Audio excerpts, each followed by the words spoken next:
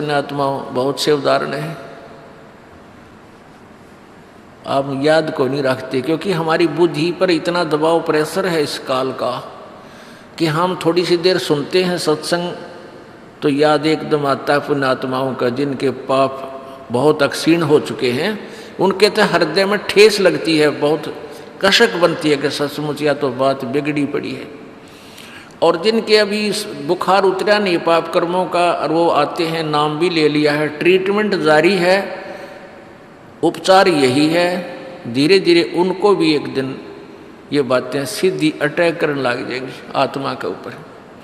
अब जो सुनते हैं नए नए भक्त आते हैं जिनके पाप अभी इतने अक्षीण हुए नहीं हैं, कम नहीं हुए हैं, तो वो सुनते भी इन बातों को, लेकिन वह जगह ठिकाने पर जाकर चोट लाग नहीं रही उनके, उनको इन बातों का विशेष असर नहीं हो रहा, लेकिन होगा, ये सुनने से ही होगा इन बातों का, क्योंकि ये परमात्मा की वाणी है, अंदर पाप नाश करने का भी काम ये साथ में करती है।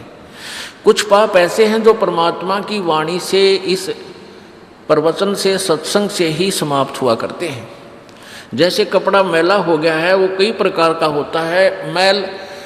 एक तो ऐसा मैल होता है झाड़ दे धूल जड़ गई साफ हो गया, एक ऐसा होता है पानी में से निकाल दे धो दे उससे भी साफ हो गया कपड़ा।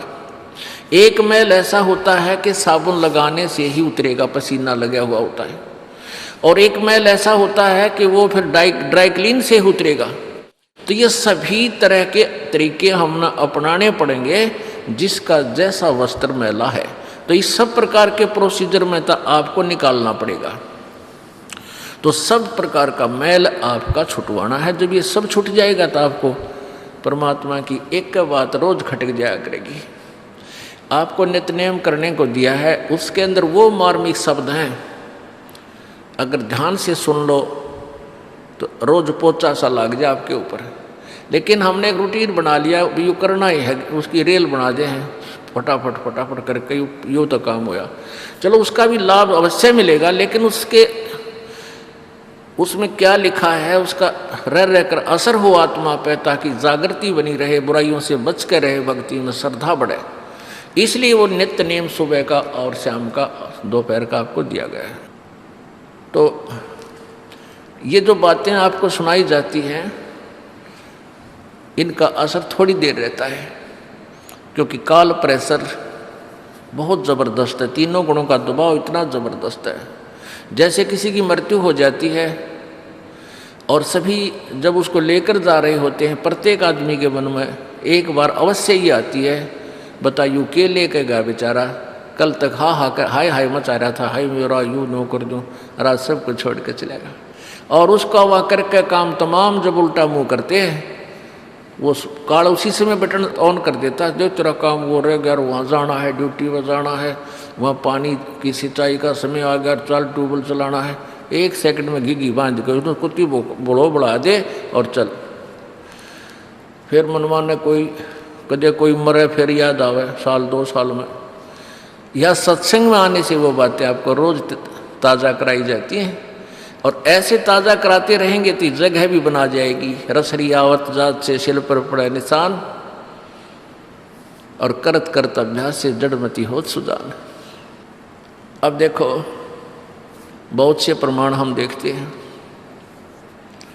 अब पीछे से एक विमान दुर्घटनाग्रस्त हो गया, 166 में तक 8 आदमी बच भी गए।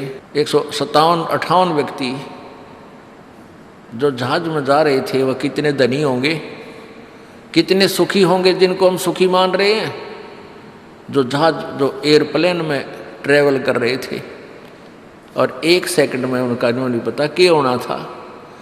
तो पुण्यात्माओं, हम बालक हैं, अभी हमें डर नहीं बनता, बच्चे को भय नहीं होता, चाहे वो सर्प नहीं पकड़ ले, बिजली के तार सपारक कर रहे हों, उनमें चिंगारी पाट रही है, उसने भी पकड़ ले, मर जाता है। और जब बच्चा समझदार हो जाता है फिर सर्प का नाम लेने से भी वो डरने लग जाता है, चारों तरफ बुचक्का होकर देखता है, अचंभित होता है, डरता है, भयभीत हो जाता है। इसी प्रकार आप इस तत्व ज्ञान से आप शाने बन जाओगे, आपके विचार जवां हो जाएंगे, मैच्योर हो जाएंगे। तो फिर आप इन काल के झूठे सुख में आप यहाँ फंस नहीं सकते। फिर आपको डर लगने लगेगा, जरा सी बात कहती है आपके हृदय में वही बात समा जाए कि यहाँ सोचा तो बिजली गिर गई। जैसे नानक साहब जी बहुत मायूस रहते थे, पुण्यात्माओं कुछ दिनों के बाद जब आपकी भक्ति बढ़ जाएगी, ये आत्मा के अंदर यो ज्ञान समा जाएगा, तो आपकी दशा ऐसी हो जाएगी, ठीक है चाहे वो बात हो रही है ऊपर ले मुँह तो दांत से खिसकाने पड़ जाए थोड़ी देर, लेकिन हृदय से हंसी नहीं आएगी आपको।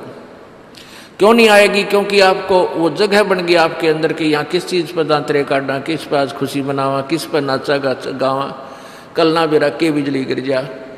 एक बारात गई, शाम ने तो वहाँ नाचे थे, डीजे बाजे था, हैं सारी बहन बेटियाँ भी उसकी नाचे कूदें थी। रोहतक से चले थे कलानौर जा करके, एक्सीडेंट हो गया, वो दूल्हा भी मर गया और 15-20 और आदमी मर गए, यानी उसमें कम से कम 15-16 आदमियों की मृत्यु होगी। जब तक वो नाच रहे थे, डीजे बाजे थे, और फिर देखो कि क्या हो रहा था उसके घर में। तो पुण्यात्माओं ठीक है ब्याह शादी भी करनी है, पर इन बकवादों की क्या आवश्यकता है? जो हम बकवाद करते हैं, बेमतलब का पैसा बर्बाद करते हैं, शराब पीते हैं, दूसरे पर दहेज लेते हैं, अपने कर्म फोड़ते हैं, जहर खाते हैं वो दूसरे का पैसा लेकर के। इसी करके हम ना धनवान हो पा रहे ना सुखी हो पा रहे। इंसान वही सुखी होगा जो अपने पैरों पर खड़ा होकर भगवान के अतिरिक्त किसी से आगे हाथ नहीं फैलावे। वो इंसान है, वो संत है, वो भक्त है, और वही सुखी होगा। नहीं तो ये फिर लेन देन बना ही रहेगा। और पीछे बताया था आपको,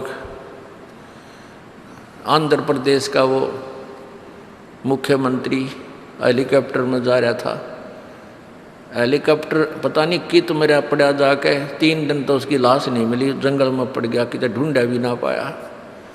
और कितनी उमंग थी उसकी, कितनी आशाएं थी, क्या करूँगा, ऐसे करूँगा, वैसे करूँगा, ना जाने कितना दुखी कर रहा होगा। और फिर उसकी 92 कुत्ता कौव्या लाश खाई उसकी।